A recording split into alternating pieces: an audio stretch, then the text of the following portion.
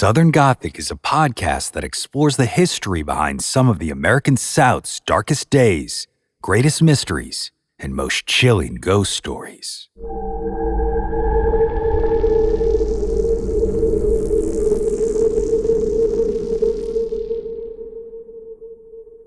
Hey y'all, so as all my Patreon supporters know from all these photos and videos that I've been posting over there, this last week I've been out in Charleston, South Carolina, trying to find some new stories, get a little research done, and of course, get some seafood, right? Well, as you can imagine, we had an absolute blast. It was incredibly productive. I'm excited that I have some new ideas for future episodes. But there is a downside to taking time off. I ain't got a brand new episode for you today.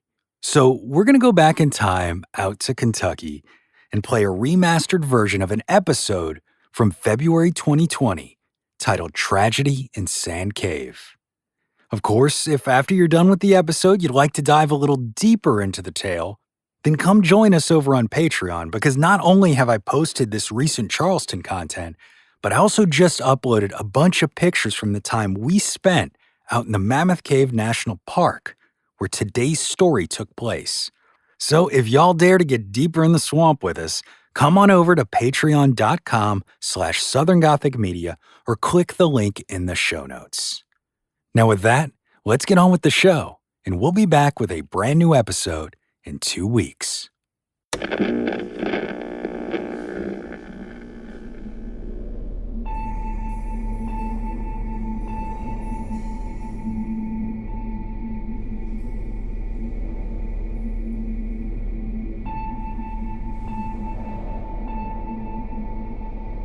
On September 18th, 1946, Mammoth Cave National Park was officially established.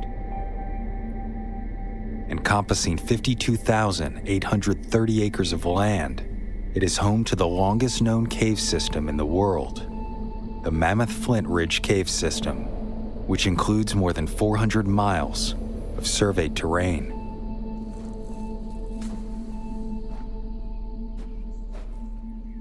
While the history of mankind's interaction with Mammoth Cave dates back thousands of years, it wasn't until the early 20th century when the landmark truly made a name for itself in American history. An era that has become known as the Kentucky Cave Wars.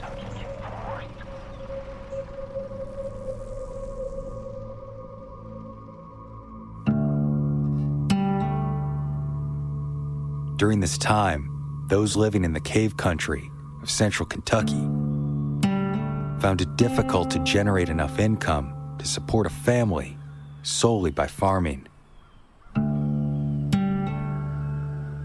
The poor soil, which brought little profit, influenced families to seek out alternative forms of business, and for many, profit could be found in the multitude of natural caves found throughout the area. Mammoth Cave had been used on and off as a profitable tourist attraction since the 1830s, so it made sense that other locals, with their own caves, should be able to make financial use of them as well. So by the 1920s, an abundance of privately owned caves began competing for the attention and money of visiting tourists.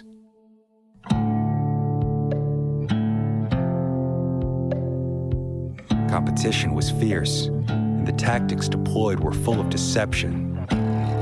The national park became the target of every other cave owner in the area, some of which placed misleading signs along the road to Mammoth in an attempt to lead visitors away from their intended destination toward locally owned caves. Due to this fierce competition, the best option for these profiteering cave owners was to either find another opening into Mammoth or to discover a new, even more beautiful cave.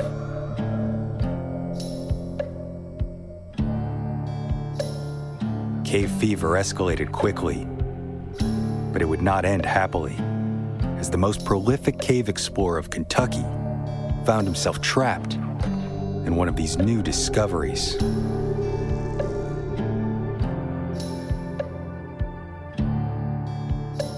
My name is Brandon Schexnayder, and you are listening to Southern Gothic.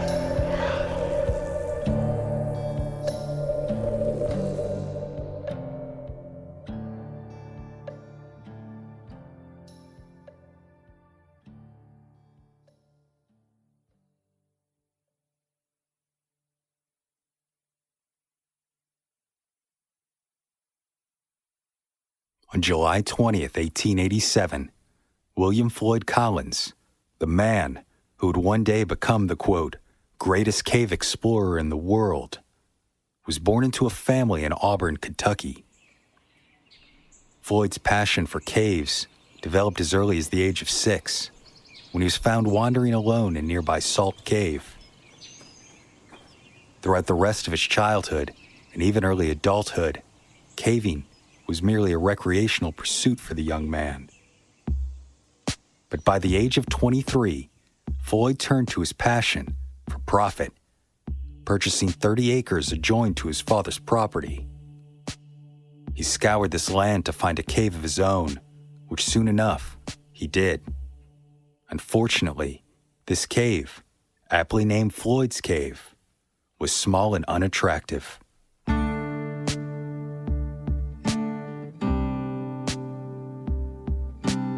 So in 1912, he went to work as a cave guide for Edmund Turner, who 3 years later discovered Great Onyx Cave. And the discovery of this beautiful attraction pushed Collins even farther into cave fever. Then, in 1917, the Collins family officially entered into the Kentucky Cave Wars after Floyd discovered Crystal Cave. Crystal Cave was beautiful.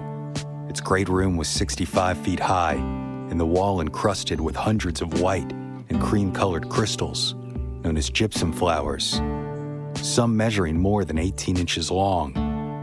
So the Collins family opened it up to the public as a show cave, charging an admission fee to visitors and tourists. Unfortunately, the cave's location was fairly remote compared to others in the region, and failed to attract a significant amount of visitors. So Floyd Collins continued his search to either locate a new entrance to Mammoth Cave, which would garner attention, or locate an altogether new cave that was closer to Mammoth and Crystal. His location was key, drawing visitors to the site and increasing profits. But Floyd's drive was not solely monetary. The man genuinely had a passion for these natural wonders and aspired to discover as many of their secrets as he possibly could, a passion that bordered on mania.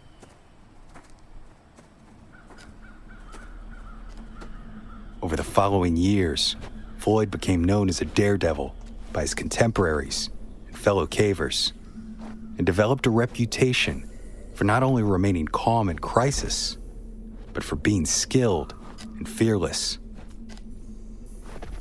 He worked alone, almost always, of which Robert K. Murray and Roger W. Brucker wrote in their book Trapped, the story of Floyd Collins, quote, while caving alone, something no sensible person would ever do, Floyd edged through compression squeezes, chimneyed up sheer walls, climbed down vertical drop-offs, pushed for hours out of endless crawlways, and worked for days at dangerous breakdowns.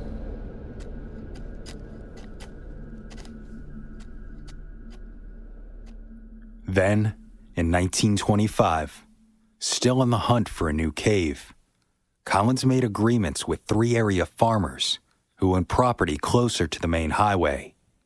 It was decided that if a cave was found on the land, Collins would enter a business partnership with the landowner, and they would share in the responsibilities and profits of operating the attraction.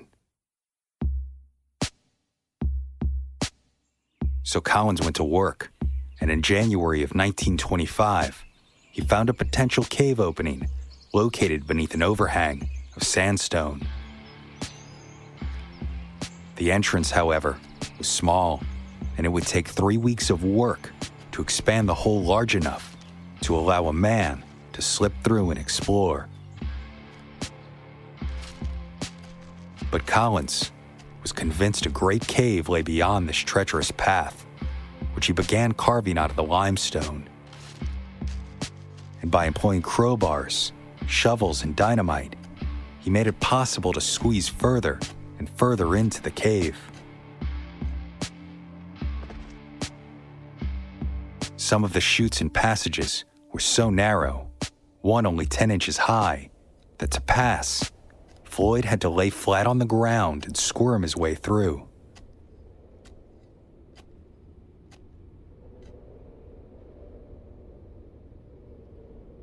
Then, on January 30th, Collins maneuvered himself through narrow squeezes, twists, and turns to reach the bottom of a chute so tight that to enlarge the opening, he had to work upside down. Once successful, he traveled through and landed on a narrow ledge overlooking a hole 60 feet deep, which he then descended into. Unfortunately, Collins saw nothing of interest, but it gave him hope, because caverns of this nature typically gave the promise of more passages to explore.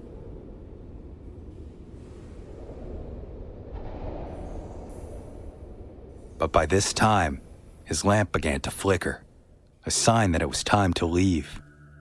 To make his way back up the tight chute, he had to squirm forward on his belly. Eager to get through the space, Collins pushed his lantern ahead of him, a regretful mistake as it fell over, leaving the explorer in absolute darkness. True to his reputation, Collins did not panic. It was not the first time he had been left without a light source, and he knew his way out of this cave. Still on his belly, he pushed out with his right foot for a final surge out of the chute, but he miscalculated his location and struck his foot on one of the many protruding rocks that made up the ceiling of the space. As a result, a rock broke loose and fell, landing on top of his left foot and ankle, effectively trapping his foot into a V-shaped indentation in the floor. Collins attempted another kick to dislodge himself, but only brought down more debris. The veteran cave explorer was trapped. Collins was lying on his side at about a 45-degree angle. His left arm was partially pinned under him, and his right held close to his body by a wall. The limestone boulder of the ceiling above was only a few inches away from his chest, preventing him from turning over. Murray and Brucker wrote that, quote, Floyd was in a coffin-like straitjacket.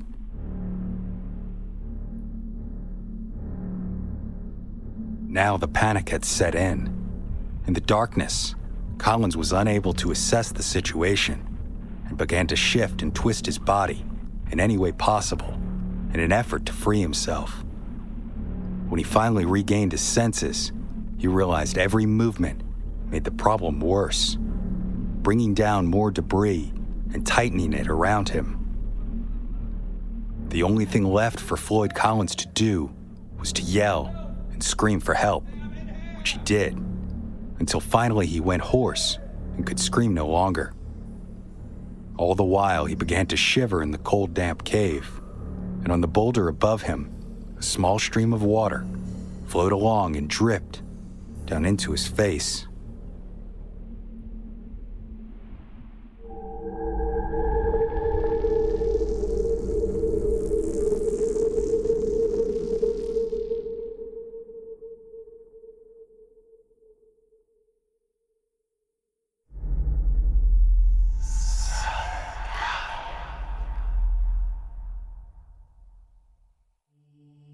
Floyd Collins entered Sand Cave on Friday, but it was not until Saturday morning that B. Doyle, the property owner Collins had been staying with, realized he hadn't come in the night before.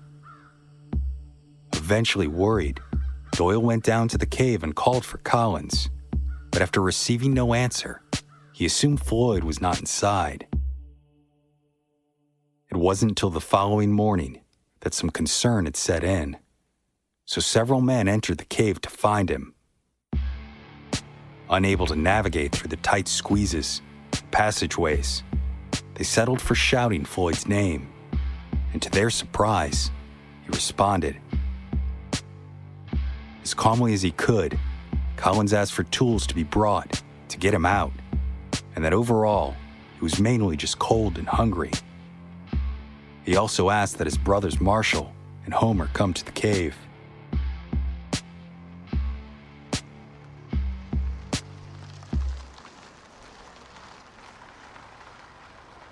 Marshall arrived first with a group of 5 men, but of those men, only one was able to make it all the way to Floyd's location, while the rest, including Marshall, got stuck or left out of fear.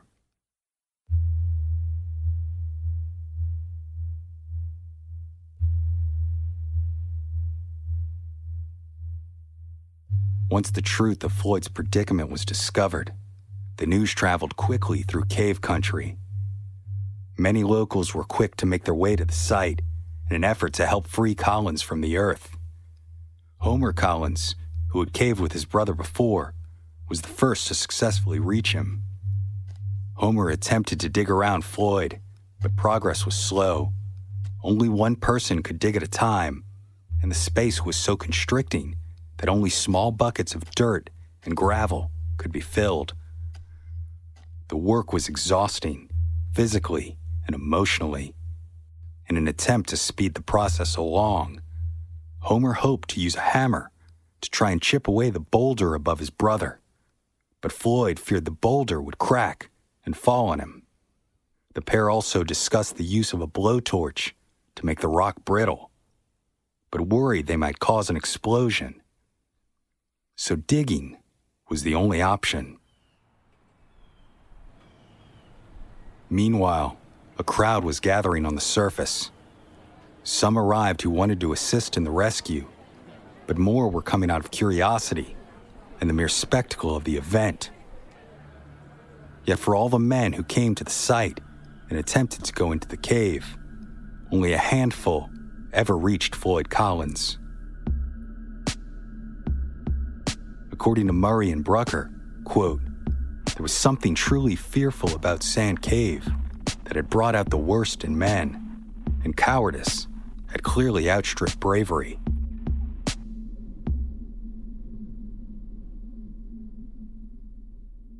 Soon enough, local media began reporting on the incident. On Sunday, February 1st, the Louisville Courier-Journal included a small article titled, Cave-in Pins Man Supine in Cavern, while the Herald-Post hoped to scoop the Courier by running an article with the title, Kentuckian Rescued from Cave, prompting the Courier-Journal to send a reporter to the scene, a man named William Skeets Miller.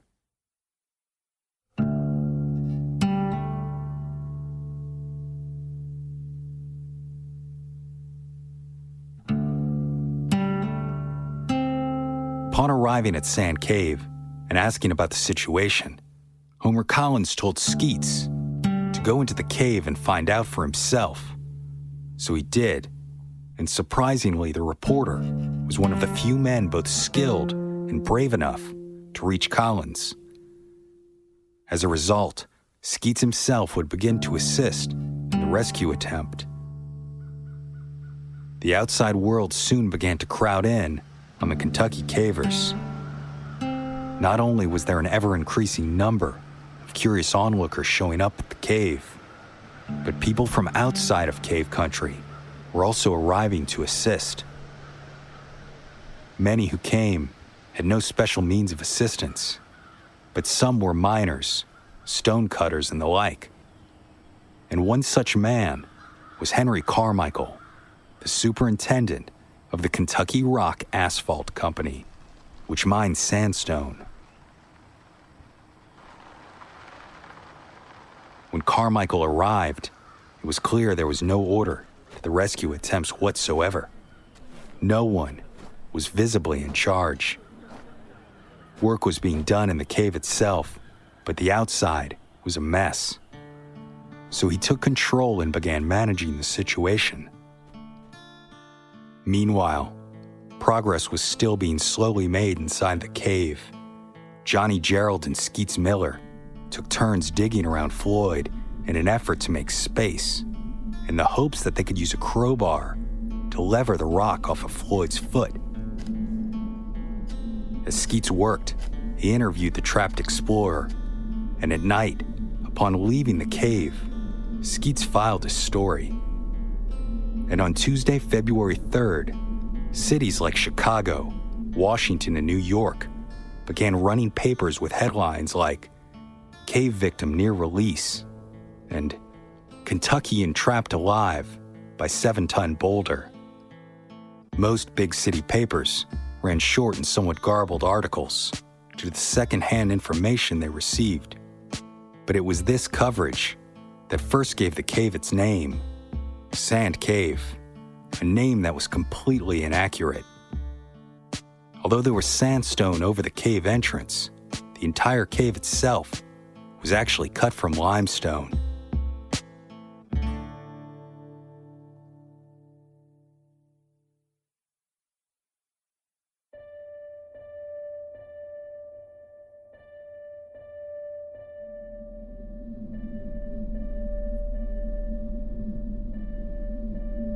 Then, on February 4th, catastrophe struck when a ceiling collapsed outside the chute where Floyd lay.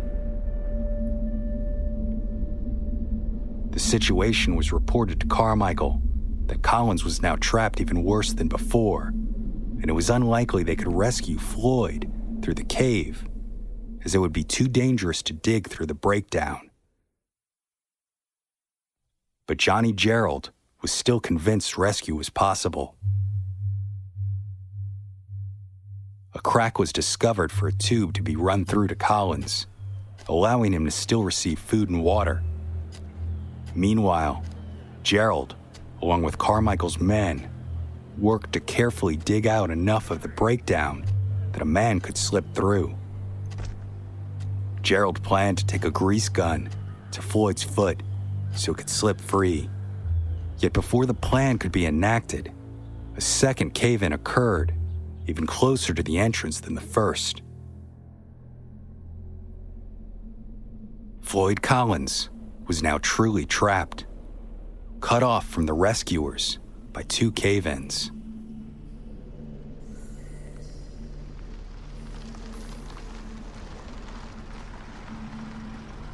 Soon enough, the state of Kentucky arrived to take control of the situation.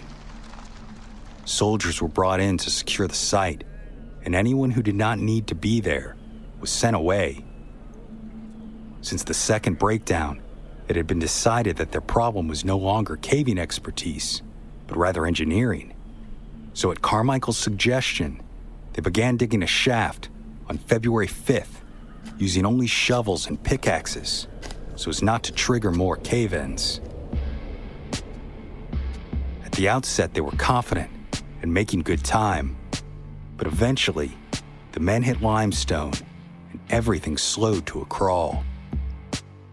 This slow progress left newspapers to invent stories on their own to keep up public interest. One told of Floyd's loyal dog sitting at the cave entrance, and another of a woman waiting for Floyd to be rescued so they could marry. By this time, the story had become viral, and notably was the first non-political event that the radio played a major role in disseminating to the public. The dynamic story continues to unfold in cave country, Kentucky, where a man has become trapped in a cave by a boulder. But a recent cave-in has many wondering if the man can be reached in time. Of course, the downside to the media attention was the curious onlookers. On February 8th, known as Carnival Sunday, it is estimated that between 10,000 and 50,000 people came to Cave City, Kentucky. Cars were parked for miles as a carnival atmosphere descended on the land, near Sand Cave. People brought picnic lunches, and locals sold concessions and souvenirs. Yet many who came that day left convinced that the whole thing was a hoax, because there was nothing of note to be seen happening around the cave. These accusations resulted in a full-scale legal investigation as to whether or not Floyd Collins was actually trapped at all. One suggestion was that he was capable of coming and going from the cave at night, and that this was merely a publicity stunt to bring tourists to Crystal Cave. Unfortunately, it was not a hoax.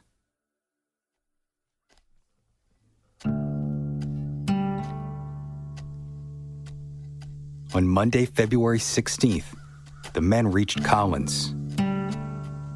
But they were too late. Floyd Collins had died. Unable to free him, doctors examined him in place and determined his death was a combination of exposure, exhaustion, and starvation. They concluded that he had been dead for at least 24 hours. Later, a more detailed coroner's inquest determined that starvation was likely the primary factor, and although they could not be exact as to the date of his death, it was estimated that Floyd Collins probably died sometime on February 13th, 1925, less than 3 days before the men could reach him.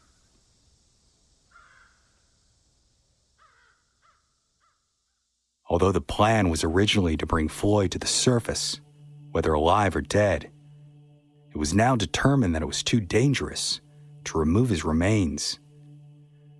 The rescue tunnel had come out in front of Floyd, not behind him, as had been intended. And for an unknown reason, Floyd was discovered tightly packed with gravel and dirt. All the prior work done to free him had been undone. The earth would not give up Floyd Collins, and so both the tunnel and Carmichael's rescue shaft were sealed. Floyd Collins remained in Sand Cave, and a makeshift funeral was held outside the entrance.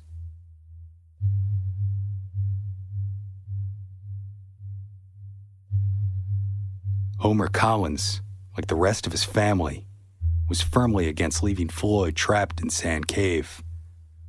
Shortly after the rescue site was closed, he began raising funds to bring his brother's body to the surface, entering into a contract with a local miner to extract Floyd's remains. After weeks, they were successful, and the rock that trapped the once great cave explorer could now finally be removed.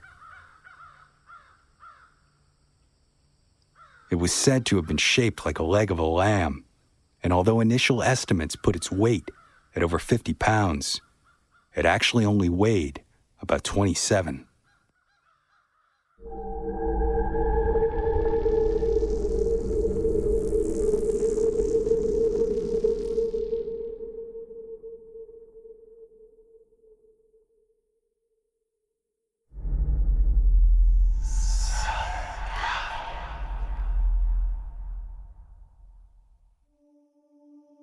Floyd Collins' body was finally raised to the surface on April 23, 1925. 3 days later, he received a second, proper burial, and an estimated 400 people attended. He was then laid to rest in a grave near the path of his beloved Crystal Cave. Yet this grave would not be Floyd's last. In 1927, Floyd's father, Lee, having become senile, sold Crystal Cave to Dr. Harry B. Thomas. And along with the cave, Lee gave Thomas permission to disinter his son and relocate his body into Crystal Cave itself.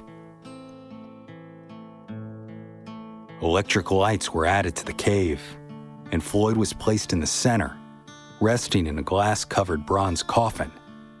And for the first time, Crystal Cave was very profitable. But the rest of the Collins family were livid and attempted to get possession of Floyd's body. Unfortunately, they were unsuccessful.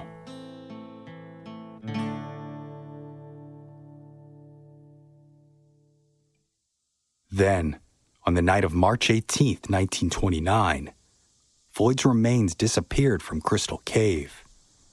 A full search involving the police occurred, and the next day, he was found, hidden in a sack on the edge of the Green River, no more than 800 yards from the cave.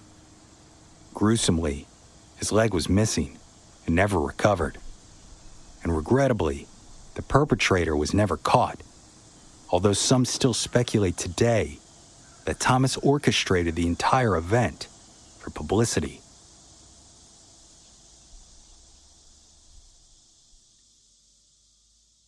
Collins remained there in Crystal Cave until March 24th, 1989, when finally, after many years of requests from his family, he was moved to the Collins family plot of Mammoth Cave Baptist Church Cemetery.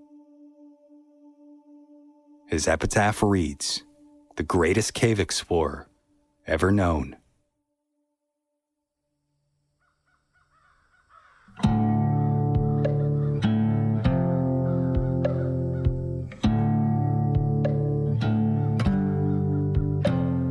Sand Cave remained sealed until 1977, when Robert K. Murray and Roger W. Brucker obtained permission to explore it for greater context and understanding of the events surrounding Floyd's death.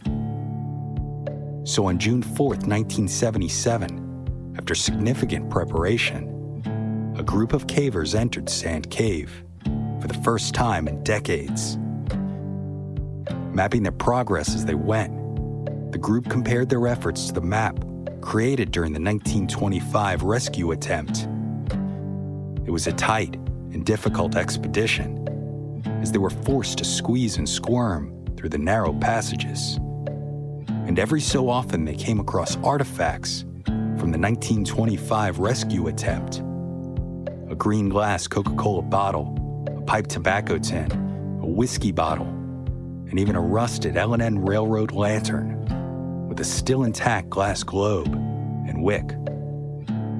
But the most impactful discovery they made was a small 9-inch crack that, had rescue workers found in 1925, would have given them access to warm, feed, and hydrate Floyd, while rescue efforts continued, making the numerous days spent digging a shaft completely unnecessary.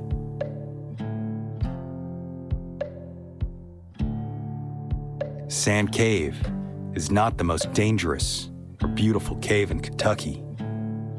But when the 1977 expedition was inside, they noted feeling a breeze, which in a cave means one thing. It is a big cave with more rooms, passages, and possible entrances.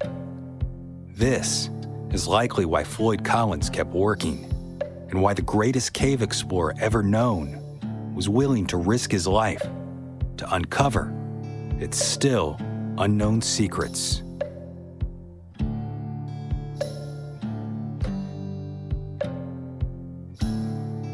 My name is Brandon Schexnayder, and you've been listening to Southern Gothic.